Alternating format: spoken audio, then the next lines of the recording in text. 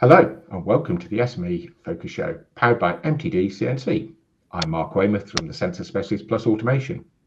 The aim of the SME Focus Show is to highlight aspects of UK manufacturing or topics of interest to SMEs, and therefore, in an experiment or maybe a test of my ability to handle technology, instead of one guest, I have three guests. So we have the fine ladies from Enginuity, Fiona McGarry, Maia Rowe-Sampson and Tabby Hanlon-Scott. Hi ladies, thank you for coming on to the SME Focus Show. Hi. Hello. Thank you for having us. Hi. Normally in the shows I scour LinkedIn and come up with a variety of information about the guests, but with three guests I'm going to cut that really short and I'm just going to say a couple of things so people can guess what applies to which guest. So I will say LinkedIn says that one of you has a psychology degree, one has a biochemistry degree, one has a history degree, and there are two master's degrees scattered in there as well. So congratulations for all of that. What it doesn't mention if one of you is about to return from maternity leave. So thank you for a ridiculous amount of effort for joining us today. And it does give a lot of clues that one of you is a massive motorsport fan. So perhaps if the backgrounds weren't blurred, that would be easy to tell which one was which. Okay, ladies, can I ask you to each introduce yourself and tell us a little bit about yourself and your background. And if I start the way the screen is looking to me with Tabby on the top. So Tabby, can you go first and then Fiona? Yeah, absolutely. Hi, I'm Tabby. I'm Sector Engagement Lead at Enginuity. My background is history, so it's me with the history degree and the history masters. And if you'd have told me I'd end up in STEM, let alone one of the 365 faces of STEM back many moons ago, I probably would have laughed you out of the room because STEM was never my bag. I was very much history, very much arts. And it was only when I left working in an archive to go into construction that I really came to be interested in STEM. So my background is construction outreach, engaging young people into the industry through social value, through engagement with schools, various different initiatives to try and get more people into construction. And it was at that point I then came across Enginuity and moved across into engineering and manufacturing. So definitely didn't think I would be here talking about STEM and being involved in STEM, but turns out I'm pretty passionate about it. So yeah, that's a bit about me. And it is me that's come back from maternity leave. But that's fine. Brilliant. Well, anybody who converts, anyone who converts to the attraction of STEM and manufacturing and engineering is already a success. So we can celebrate one success already. Fiona, over to you. You've been a guest before, but if you can introduce yourself again, please. Hi, yeah, I'm Fiona McGarry. I'm Sector Engagement Manager at Enginuity. I've been in manufacturing and engineering for over 20 years. So very passionate in particular about manufacturing, but engineering as well. I was previously at Jaguar Land Rover and at Make UK. And all of those revolved around inspiring next gen. So I used to run the education partnership centres at Jaguar Land Rover. We used to have 15,000 young people come across all the centres every year and go in and see how a car was made or how a car was designed. And then I followed the apprentices to Make UK and worked at the Apprentice Training Centre. And that's where I really realised the power of those relatable role models and how we could encourage more females into the sector. And that's followed me through to Enginuity. Brilliant. And All Maia. right, I'll go next one, I guess. Yeah, hi, I'm Maia Rowe-Sampson and I'm Sector Engagement Lead at Enginuity. My background is in STEM, so I did start in STEM. I'm the one with the biochemistry degree. And I became a science teacher and then moved into the engineering and manufacturing space, partially because I thought that the science curriculum didn't actually teach anyone any real STEM. So I felt like I could do more out of it. Was the Association for Black and Minority Ethnic Engineers for a year, and now I've been with Enginuity. That's me. Oh, also I'm a motorsport fan. But there's actually no motorsport stuff behind me in my office. It's pretty boring in here. The living room's cool, but it's rubbish in here. Okay. Well, people only have to look on LinkedIn or anything to start seeing lots of motorsport posts. So I've followed you for a while and been fascinated by whatever is in your background or whatever you're posting for the motorsport angle, let alone all the other good reasons. But yeah, you had me hooked with the motorsport. Thanks. She's our cool influencer that we've got on the team. So yeah. Yeah. I don't know about cool. I'm the old white guy in the room, so you're all cooler than me, don't worry. Moving on, can I ask Fiona to maybe give an introduction of what Enginuity does and a little bit about its history, please? So Enginuity has actually been around a really long time, but there was a name change a few years ago. So people probably more aware of us as SMETA. So that SMETA changed its name to Enginuity, and it also Enginuity includes EAL. So a lot of people probably recognise EAL in terms of their qualifications they might have got within manufacturing or engineering or training providers. So so Enginuity Group has got EAL in it, and we're part of the charity side. And our purpose is very much around the why of Enginuity, is that one UK engineer can change the world given the opportunity. And we want more and more people to see that there is an opportunity for them in engineering, and they can have a brilliant career.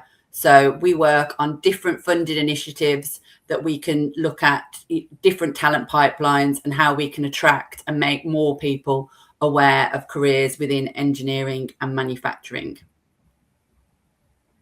Okay, fantastic. The show particularly targets an audience that are involved in SME manufacturing, and I know Enginuity, as it appears to me more recently in the last couple of years, has seemed keen to promote SMEs. Can I ask more about that, and really if any of you have thoughts on how Enginuity serves maybe particularly an SME audience, please?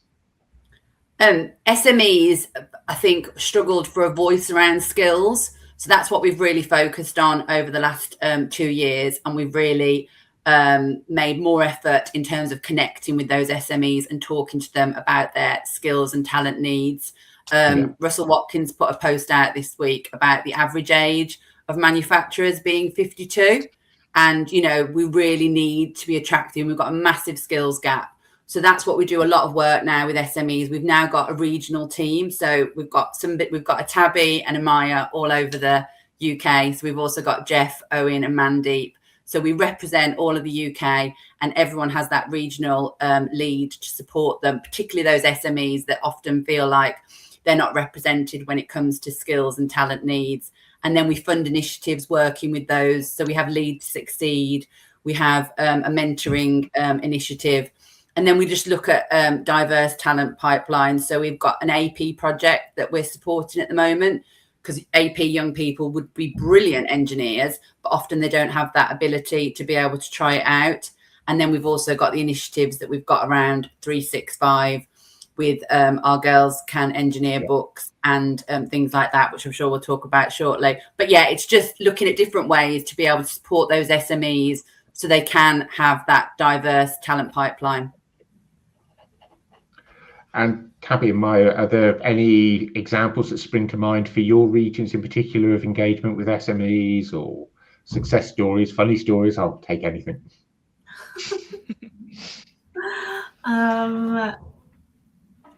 There are lots. I'm trying to think of a succinct one.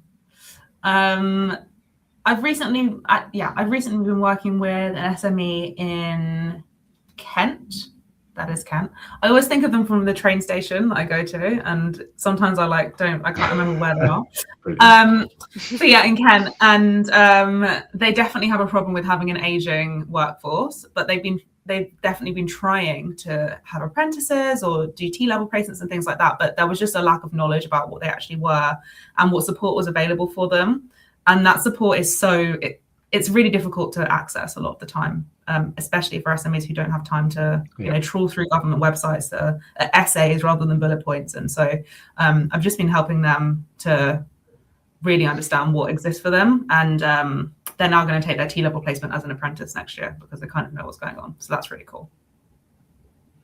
I think that point about awareness is really crucial, because I haven't worked in with the regional approach as of yet because I've been off, but thinking about where I live, so I'm on the border of Wales and England, and one of the things that we often hear from SMEs is they haven't got a clue about the differences between the Welsh education system and the English one, and often you'll get that sort of filtration of people coming over from Wales with their Welsh qualifications into England and vice versa, and actually trying to understand, well, what does this mean? So I was previously at a construction company, but we were being contacted, although we were based in Wales, about T-levels. So we need to make sure that those engineering manufacturing companies in Wales have an understanding of what T-levels are, so that young people over the border can travel into Wales and still access those opportunities, so that Wales, for example, is still getting talent and is seen as a desirable place to work. So I think it is a real awareness piece that's really important, and it's particularly when education and skills is devolved, it adds a whole nother layer of complexity of trying to drill down what's what and where, really. And can I just add, while Tabby's been off, one of our best examples, I think, of the Girls Can Engineer book. So we've collaborated with Pertemps on this Girls Can Engineer book for primary children, and a company in Wales, Filtronics, little SME, Maia and Jeff have supported them while Tabby's been off. They've embraced the book so well, and they're having a real impact within their local area of Wales about raising the profile of engineering careers with young girls. And I just think, when you can provide the tools to SMEs and enable them, you can create brilliant things. And they've just really embraced and run with that project.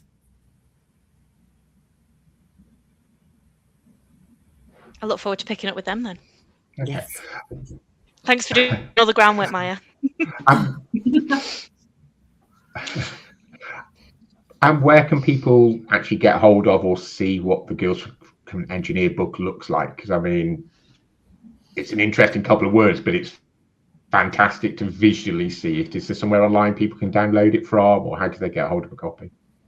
You can download it and you can buy it off Amazon, but if you contact us, we can give you the one that we've adapted, and the one that we've adapted has got extra pages in it with some real life relatable role models, but also you can introduce your SME, because that's what we want to do. It's that place connection, and we want to be able to connect those SMEs, because you need to be engaging with your local schools, and they are time poor a lot of the time. And this is just a nice, easy way to be able to showcase what you do within your locality. So if you contact Enginuity, we'll be able to match you with your regional person, and they'll be able to supply you with books. Okay, brilliant. So the primary reason for this episode, or particularly the timing of this episode, is to celebrate the first year of the Enginuity365 initiative.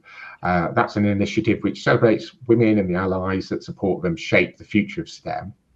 From my perspective, really, on Fridays or the weekend end of every week, I've looked forward to seeing the next Enginuity365. I guess partly to spot who I recognised, and also to click and find out a little bit more about the people I didn't recognise. And I have to say, I was incredibly touched to be included in that list. So can I ask, to kick off, where the idea for Enginuity365 came from? And what did you start out trying to achieve with it? I'll start with this, because it was Tabby and I originally, because Maia didn't join us till a little bit later.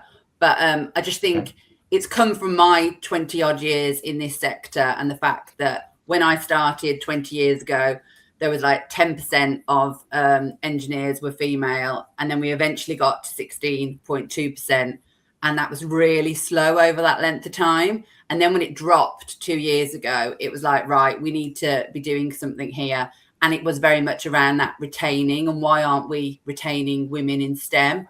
So Tabby and I were part of a women's group where we had lots of discussions around it, and we could see the value of those relatable role models. But then it was an event I went to in the November, where Vince, who spoke at the event this week, was speaking. And I'd never really understood how fundamental male allies were until I was listening to him speaking. And it was about, sponsoring those women. He says women are over mentored but under sponsored. And it's being that voice in the room when you're not in the room that puts you forward for things. So I think Tabby and I were having discussions and stuff, and we realized that we wanted to create something that showcased diverse, relatable role models. And it is that piece about being diverse. I've seen from my past experiences at the Apprentice Training Centre the value of a young Asian female speaking to young girls and them seeing somebody that looks and sounds like them. So we wanted to ensure representation, but we also wanted to include those male allies, because they're fundamental in us being able to drive that change. Yeah, definitely. And I think back to that meeting and the phone call that we had afterwards, Fiona, where we were like, what can we do? How can we select people? How can we identify who should be one of the faces? And I think we got so used to seeing those people who do the extraordinary. They win awards, they open, charities, and that's brilliant. And that's not to take anything away from them. And a lot of them have been included, but it's also the people that just show up and do their job. And simply by showing up and doing their job in that environment, they may have overcome hurdles to get there, but they matter too, and they are equally as important to give those relatable role models to that next generation. So I think whoever you are, you could hopefully go onto the 365 pages of STEM, scroll through and see someone who is similar to you, whether they're the same race, you the same age. And also I think it's really special that you see it's not just the engineers, it's not just the manufacturers that are represented, it's the people behind them. So it may be somebody that works in HR who's bringing about policy changes in an organization that has previously perhaps not been open to flexible working or supportive of people on maternity leave, things like that. So it's those people who are driving change in whatever way they can do, to make the industry a better place, and to make STEM more inclusive. And that's what ultimately I think what we were trying to do from the get-go, to show those range of different peoples and to show that anyone can work in STEM. Look at me, I've got a history degree and here I am.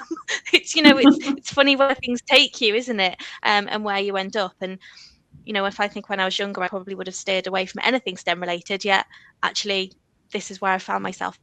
And that's so important for so many people who may have discounted themselves from this industry and shouldn't have.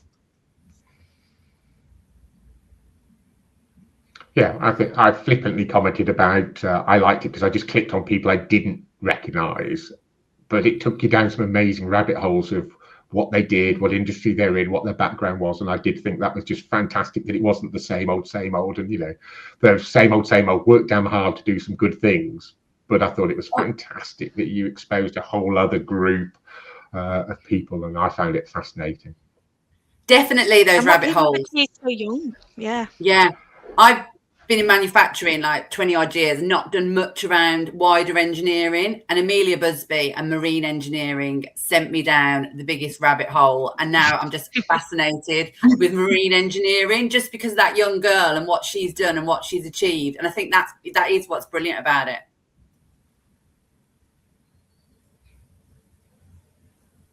Yeah, definitely. And what people have achieved at a young age. I mean, Hasiba was talking on the stage at the event last week. She's 19. At 19, I was absolutely not volunteering to do anything of the sort. And I think that's what, really shows how remarkable some young people are. And they get a bad rap, but wow, some of them are absolutely amazing. Yeah, we talk about the 365 event, but I definitely, one of the other things of walking out of it was just walking out so delighted and so excited about how impressive some really young people were. We walk around with the doom gloom of what's going to happen and things aren't as like they were, and then you walk out of that event going, there's so much talent coming through. So the Enginuity365 weekly post is one thing and highlighted lots of people, but who on earth came up with the crazy idea of turning that into a big event, and who signed up the others to put all the effort in that must have come to pull that together? I don't know, whose idea was it initially? I was getting lots of requests from people about could they meet up, and I think we just thought, let's celebrate these brilliant voices, because people have followed it.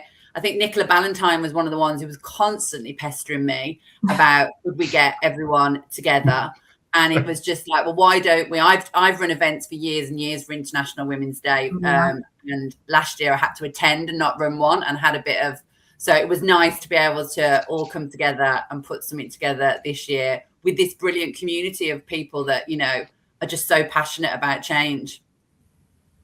Yeah, and I think it was important for us that at the event there was an opportunity for everyone to feel involved. So we had yes, no paddles where people could respond to the speakers on stage. And we also wanted to make sure that the speakers were not necessarily the ones that are always being profiled. We had a very good mix, a diverse mix of different ages, different points in their career, different careers. And we wanted to make sure that that perspective kind of shone and everyone, could feel represented as much as possible in the room. And I think all of the conversations were really interesting, and I think everyone had a lovely time just being able to meet up with each other. We need more opportunities to do that for sure, because I think everyone feels a bit like they're fighting the fight on their own until everyone's together. And I saw a lot of people swapping cards, and I thought that's what it was about as well. People that wouldn't have connected, they'd have never been in the same room as each other before, and they were having that, oh well, I can do this. And I mean, I know Kath Kitchen, who is part of the Hospital Education Trust, or she was handing her details out and happily taking the details of organisations who were willing to help go into hospital schools to talk about careers in engineering. So I thought that was really special to see. And we didn't want it to be in London. We think a lot of these events are very London centric. We've managed to get people from all over the UK involved in this initiative. So we just thought go somewhere different. Birmingham is quite central, perhaps didn't work for some people, but it was just nice to do something out of London, I think. Yeah, I think that was appreciated by a lot of people, definitely.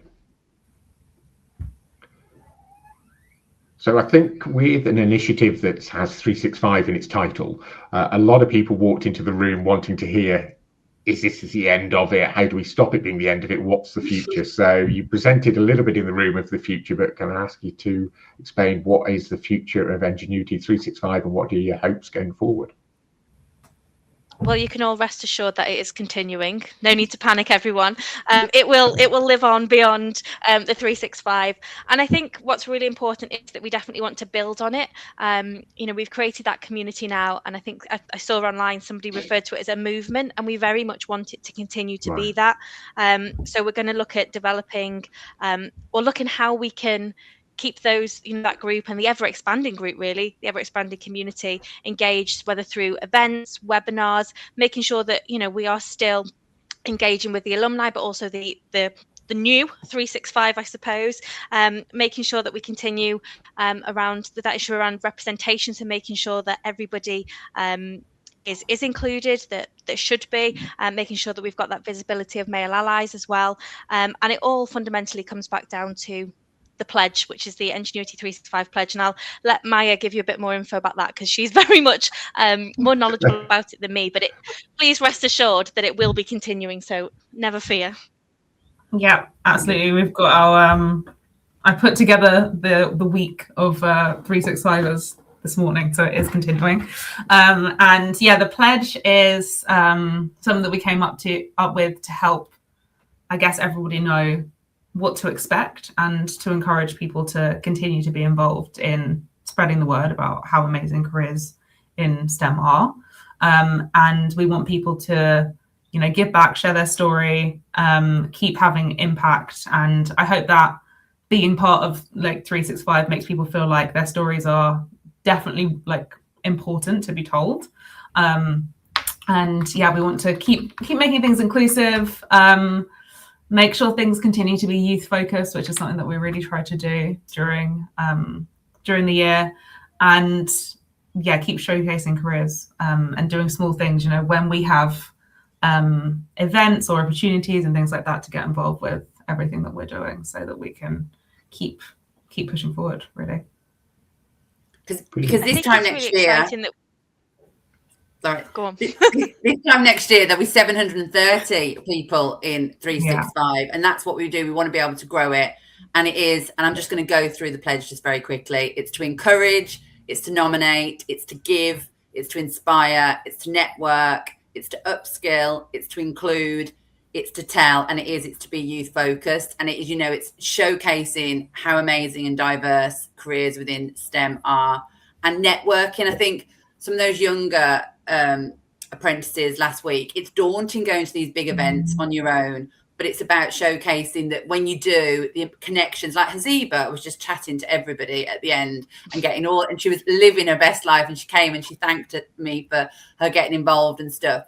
And it is, I think it can feel like it's more for the older people having these events, but I think those young people get so much out of it, and it builds up their confidence. And, I've no doubt Olivia and Haziba and a lot of those other young females are going to fly in their careers, and it's being championed and being supported by everyone else will make all the difference. Definitely. And one of the most exciting things I think about encouraging the current 365 to nominate somebody else is to actually understand where they get their inspiration from, who's driving them, who's pushing them, who do they think needs the recognition. So yeah, I think I'm excited to see who's going to be included. It's going to be fun.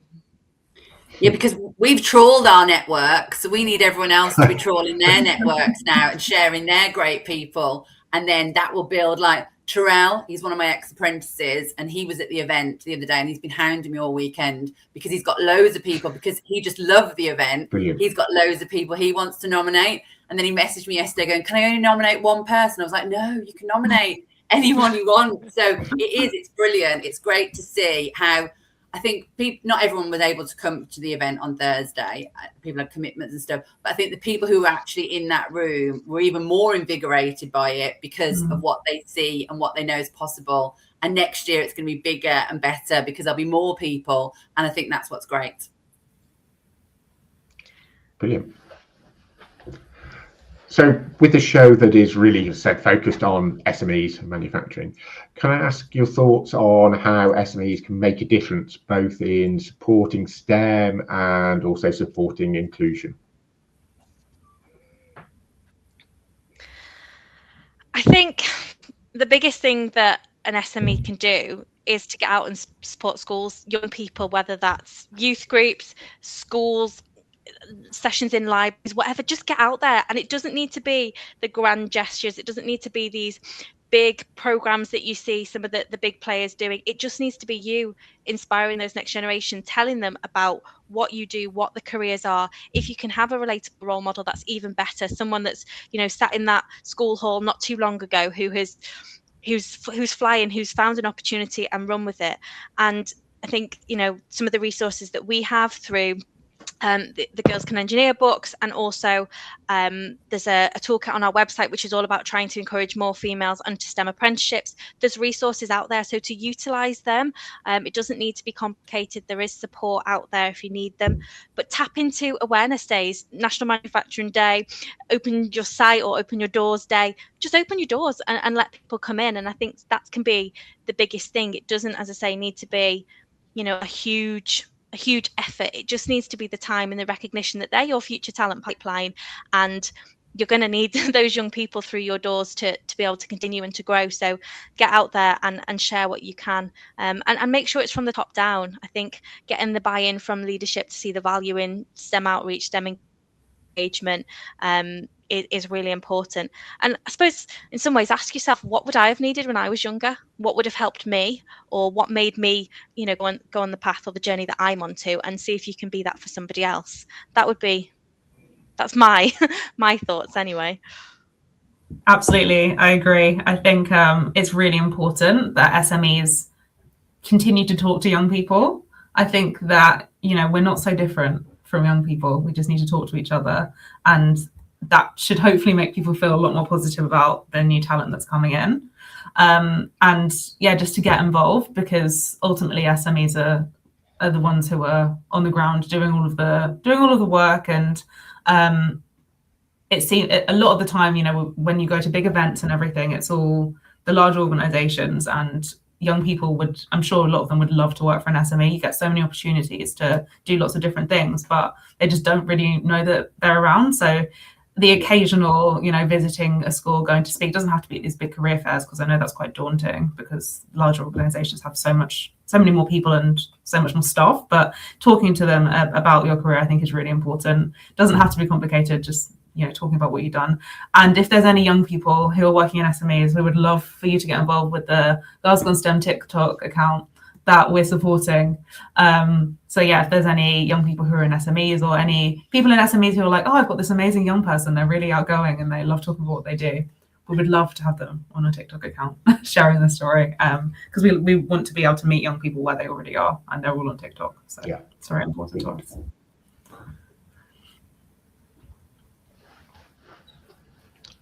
Okay, the episode is going to conclude a little bit later with a video which was of an incredibly powerful poem that closed the end of Enginuity365. So like all YouTubers or podcasters would say, stay till the end of the episode. But before we get there, can I change tack a little bit and ask you a little bit of things about yourself? So this show is mostly watched by people at the weekend.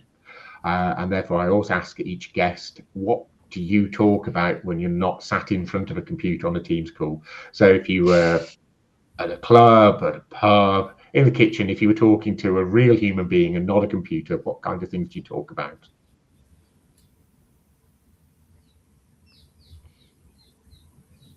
I'm pretty much consumed by motherhood at the moment. So that is, if it's not a dirty nappy, it's probably how did she do it swimming today? Or, oh God, it's Will Book Day, or it's Crazy Hair Week next week. So most of my life is consumed by that. If it's not, I may well be watching a crime documentary. That seems to be my late night viewing at the moment. So if it's not kids, it's crime. Not sure what that says about me then. Two very ends of the spectrum. But yeah, a lot of it at the moment, and kind of get ready for the return to work, talking about the logistics of that. So that's it's all fun in my house at the moment. But yeah, I actually don't have any hobbies. I should really get who am I? What do I like? Yeah, I'm in that crisis point of motherhood and identity crisis, I think, maybe. I guess at least your conversations are truly relatable. You're not talking about some obscure hobby that's going to bore people. You know, we've all been there. We know what you're talking about. If anyone wants to talk to me about nappy blowouts or, you know, kids deciding to lick the fire extinguisher instead of participating in their sports club, hit me up. Let me know. More than open to have those conversations. That is actually what I'm probably talking about in the pub when I go out on my coffee dates or whatever with mums. It's all about the fun stuff. Brilliant.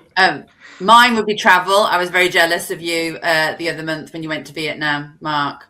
I'm desperate to go to Vietnam, but anything to do with travel, I'm very excited about.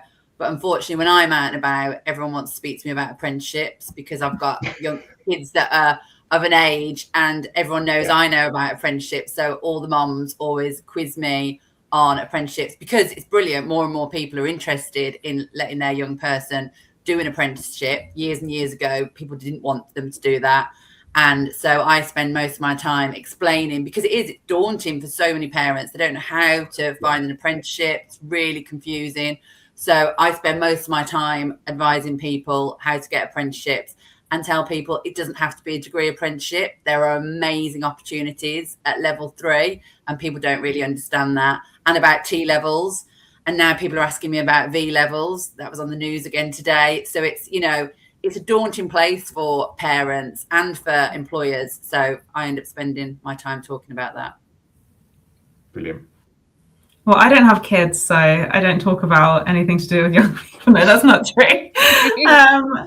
But yeah, I'm a big sports fan, and I'm quite involved in working towards a more diverse space within sport as well, as STEM. So yeah, talking a lot with people around, you know, issues that they're having and what we can do to make the sports world more diverse. Obviously, primarily in motorsport, but it's kind of all the same, to be honest. And yeah, talking a lot about like F1 tech and how the cars are working and things like that, which probably isn't that exciting for a lot of people, but for some people, I'm sure it is. At least it's a new conversation with a new season and new regs, so keep you busy. Right now, it's interesting, yeah. That's it. The other traditional question is to ask what each of you has planned or what you hope to achieve in the next 12 months. And that can be work-related, personal, surviving, coming back to work, whatever your objectives are for the next 12 months. I think I'd like to survive the juggle, to survive the return. I've returned to work before, but that was when I was returning to the safety of nursery and you didn't have to abide by school hours. So that'll be a new challenge for us. But I think I'm looking forward to getting a bit of me back and getting stuck into projects that are going to make an impact and have, you know, see where 365 is going to go, but also some of my other areas of interest. You know, I'm really passionate about supporting prison leavers to access opportunities in engineering and manufacturing. So that'd be something I'd love to get involved with again. Yeah, just I think just get back out there really, and remember that work can be fun, and that, you know, there's more to life than coffee dates and babies. But yeah, I'm looking forward to having a bit of me back, and then hopefully getting to make an impact and supporting others out there. I'm looking forward to supporting and showcasing SMEs and highlighting that diverse apprentice talent that's out there, and ensuring that SMEs are able to take on an apprentice. A lot of them aren't taking on apprentices at the moment, and what we can do to support them so that they can bring that diverse talent through. World Skills, it's a World Skills year this year in September in Shanghai. So what we can do to highlight those brilliant competitors, and we're sponsoring a competition this year with Mehmet, who was in 365. So excited about doing that and showcasing those, you know, talented individuals that are coming through. And then National Manufacturing Day this year, want to have a brilliant opportunity to really raise the profile of those companies that are doing so much to create great and brilliant and different things, and that manufacturing is all around us. Yeah, I'm excited to continue with all of our work, especially around 365, and also to something that I think will really help SMEs is to streamline communications around these are opportunities. These are people who are doing it really well, really showcasing lots of case studies around this SME is working with this college, this is working really well, and the outcomes of those. So yeah, showcasing really good practice, and hopefully that will make things a little bit easier for them. And do you have any ambitions to tick off any more F1 circuits? I think I'm going to Las Vegas, so that will be a new one for me. Cool. Yeah. Oh, when's that? November. Oh. We booked flights and absolutely nothing else, so it's kind of a bit of a fever dream at the moment. It's like, okay, we'll possibly be in the country, but yeah. Brilliant. Okay, so can one of you, maybe if I ask Fiona to chirp up initially to say, how do people find out more about Enginuity and the Enginuity365 initiative, and then circle through you to ask, how do people find or follow you on LinkedIn or TikTok or whatever the best media is, please? If you put Enginuity365 in Google, it will come up with the page, and the page has been developed quite a bit, so it's quite nice. You can look by month at the moment, so you can see everyone as they've appeared each month, but that will be changing over the next month as we bring on new people, and we're hoping to make it so it's searchable, so you can search people by different areas and their names, and we're hoping to highlight those individuals currently in 365 who are interested in speaking opportunities, because so many people we keep seeing manels, and people say they can't find any females who want to speak on different subjects. We're hoping to make that easier for organisers of events. But then we'll have the poem on there eventually, and we've got some photos from the event. So we're just going to be building on that page. But also on the Enginuity website, you'll be able to see which is your regional support person within the team, and so who you can reach out to, and their LinkedIn contacts as well. Also on the 365 page, there's a link to nominate yourself or people that you know. So please, yeah, you can just find it on there. Literally just Google it. Because we've changed it. So if you nominate someone now, they then get sent an email saying they've been nominated, which is a really nice feeling. And then they can put their details in, rather than when before it was a bit tricky when you were trying to nominate people. So you can and the other thing is you can self-nominate. You know, people should be shouting about what they're doing themselves as well. So self-nominate or nominate somebody different. Brilliant. Well, thank you very much for what you have achieved with Enginuity365 in its first year. I certainly look forward to its second year. I hope Enginuity recognises its impact and particularly encourages and supports you in its development. So for myself, and I'm sure many, many people, thank you very much. Before the usual sign off for the show, when I tell people how to contact us and stuff, I'd like to ask the audience to listen and watch a video of the closing session from the Enginuity365 event. It was a really powerful poem presented by a very young and incredibly impressive young lady, Olga, and she asked the important question of what if?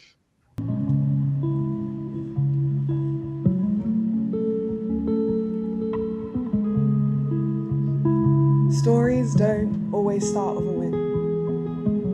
Heroines aren't always born, but formed.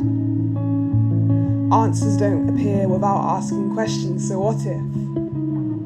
What if we began to ask more questions? What if instead of asking women to be louder, we made sure they were seen? What if progress didn't look like already being extraordinary? What if, instead of asking people to shine brighter, we helped them turn on the light?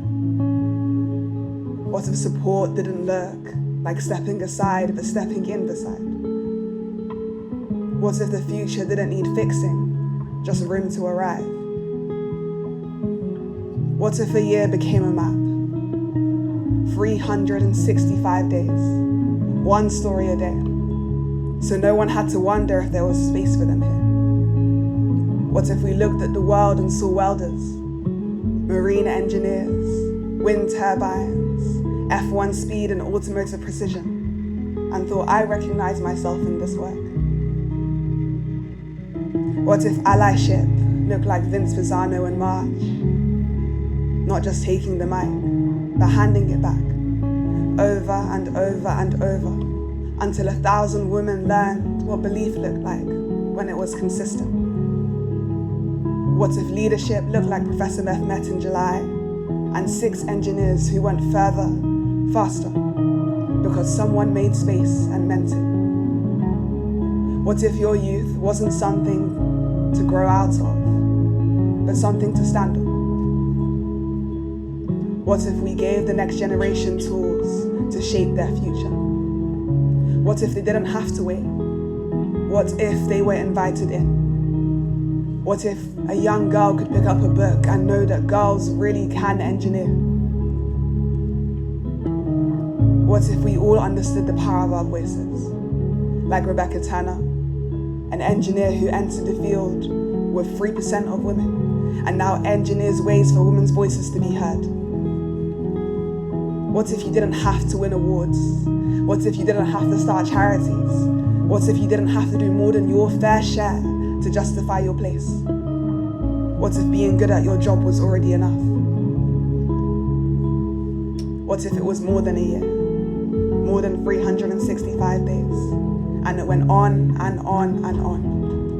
What if all of this was proof?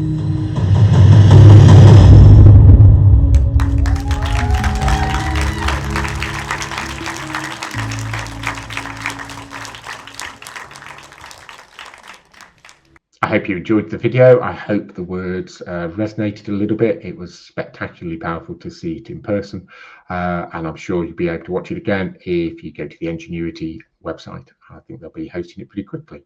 Okie dokie. I will wrap up by saying thank you very much for the ladies for coming on. Hopefully the technology worked. I think it was a really interesting chat to hear 3 different voices all on the same theme of empowering women in industry and STEM and addressing inclusivity. If you'd like to get in touch with the show with a comment, a suggestion, or particularly if you'd like to be a guest on a future episode, please email us at inquiries@mtdcnc.com or contact myself, Stuart Whitehead, or Joe Reynolds. From me, I will wish you a really good weekend. Have fun. Cheers. Bye.